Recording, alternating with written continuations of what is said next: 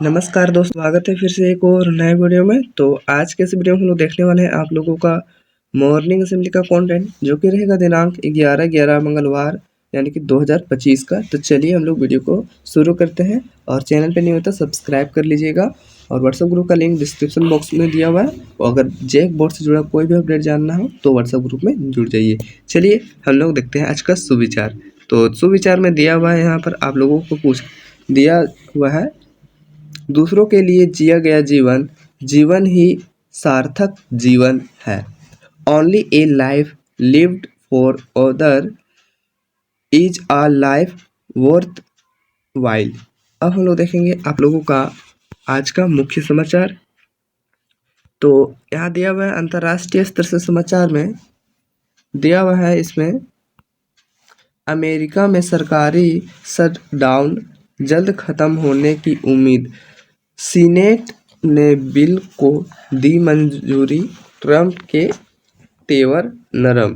अब देखते हैं राष्ट्रीय स्तर से न्यूज दिया हुआ है, इसमें कि उत्तर प्रदेश के सभी स्कूलों में वंदे मातरम को अनिवार्य करने का ऐलान किया गया है। मुख्यमंत्री योगी आदित्यनाथ ने की घोषणा।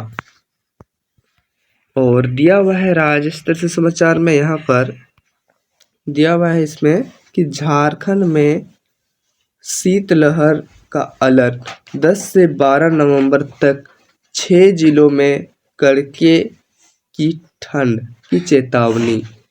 और दिया हुआ है खेल स्तर से समाचार में, भारत और ऑस्ट्रेलिया के बीच चौथा T20 अंतर्राष्ट्रीय क्रिकेट मैच क्वींसलैंड में खेला जाएगा। दिया हुआ है नेक्स्ट शिक्षा कैरियर टेक्नोलॉजी न्यूज़ से, इसमें दिया हुआ है आप लोगों को कि भारत के सभी स्कूलों और कॉलेजों में पूरी तरह से नई शिक्षा नीति को लागू कर दिया जाएगा, जिसमें डिजिटल और ऑनलाइन शिक्षा को अधिक प्रभावी बनाया जाएगा। तो अब हम लोग देखेंगे आप लोगों का सामान्य ज्ञान प्रश्नोत्तरी, जो कि रहेगा आप लोगों का कक्षा 1 to 5 के लिए। तो चलिए हम लोग देखते हैं। तो दिया हुआ है पहला क्वेश्चन में कि मेढक के बच्चे को किस नाम से जानते हैं। तो इसका आंसर हो जाएगा आप लोगों का कि मेढक के बच्चे को हम लोग टेढ़े के नाम से जानते हैं। चलिए अब क्वेश्चन नंबर 2 की ओर बढ़ते हैं। तो क्वेश्चन नंबर 2 यहाँ दिया हुआ है, आप लोगों से पूछा जा रहा है कि भारत की राष्ट्रीय नदी का नाम बताइए। तो इसका आंसर हो जाएगा आप लोगों का गंगा नदी। और क्वेश्चन नंबर 3 में यहाँ पूछा जा रहा है कि कौन सा रंग शांति का प्रतीक होता है यानी है। तो इसका आंसर हो जाएगा सफ़ेद रंग। क्वेश्चन नंबर आप लोगों से 4 में पूछा जा रहा है, सबसे बड़े स्तनपायी का नाम बताएं। तो इसका आंसर हो जाएगा आप लोगों का ब्लू व्हेल। और क्वेश्चन नंबर 5 में पूछा जा रहा है कि एक त्रिभुज में कितने भुजाएं होती है। तो इसका आंसर हो जाएगा आप लोगों का 3 भुजा होती है। अब हम लोग देखेंगे आप लोगों का उच्च प्राथमिक स्तर यानी कि कक्षा 6 to 8 के लिए सामान्य ज्ञान प्रश्नोत्तरी। चलिए देखते हैं। तो 6 to 8 का पहला प्रश्न में पूछा जा रहा है आप लोगों से कि सुनामी शब्द का किस भाषा से लिया गया है। तो इसका आंसर हो जाएगा आप लोगों का कि जापानी भाषा है यह। और क्वेश्चन नंबर 2 में पूछा जा रहा है कौन सी धातु सबसे नरम धातु है। तो इसका आंसर हो जाएगा आप लोगों का कि सीजियम।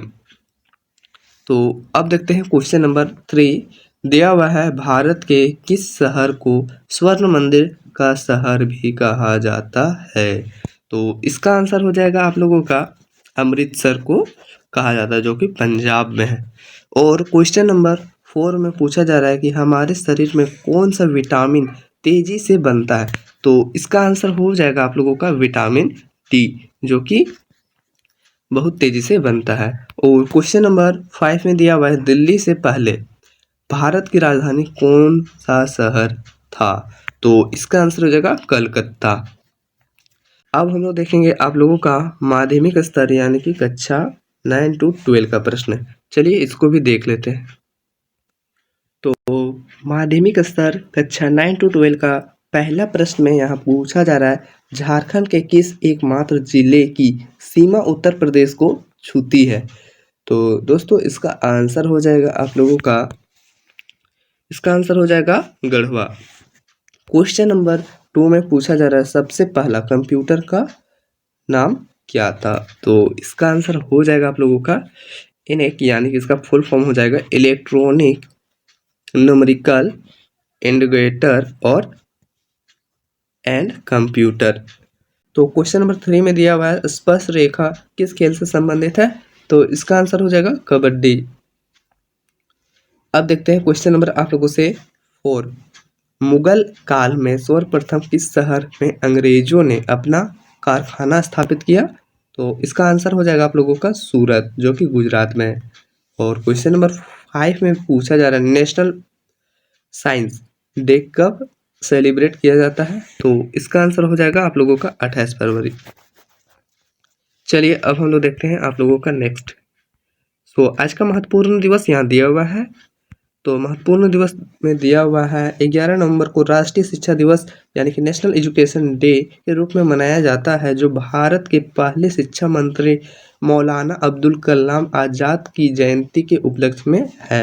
और आज का वर्ड ऑफ डे में दिया हुआ है एरेंट, यानी कि कुख्यात, संदिग्ध और अर्थ पूरी तरह से संदिग्ध। और सेंटेंस ऑफ डे में दिया हुआ है, I had to apologise for my friends aren't nonsense, मुझे अपने दोस्त की बकवास के लिए माफ़ी मांगनी पड़ी। तो प्रेरक प्रसंग अब देखते हैं हम लोग। तो प्रेरक प्रसंग यहाँ पर दिया हुआ है चट्टाने, कंकड़ और रेत। तो इसमें दिया हुआ है, एक बार एक प्रोफेसर कांच के जार, पत्थर, कंकड़ और रेत के साथ कक्षा में दाखिल हुए। मतलब वो सभी को लेकर कक्षा में दाखिल हुए और छात्र यह देखकर आश्चर्यचकित थे कि वह क्या कर रहा है। सबसे पहले उसने चट्टान के हिस्सों को जार से भरना शुरू किया, जब तक कि वह और नहीं जोड़ सका। उन्होंने छात्रों से पूछा कि क्या जार भर गया है, और सभी ने हाँ में सिर हिलाया। फिर उसने कंकड़ को जार के अंदर डालना शुरू कर दिया, जो छोटी छोटी जगहों से अंदर चला गया, और उसने जार को हिलाया ताकि कंकड़ चट्टानों के बीच खाली जगहों में चले जाए। उन्होंने छात्रों से वही प्रश्न पूछा और उन्होंने फिर से कहा कि जार भरा हुआ है। अंत में उसने जार के अंदर रेत डाली, थोड़ी थोड़ी अंतराल में जार में भर गई।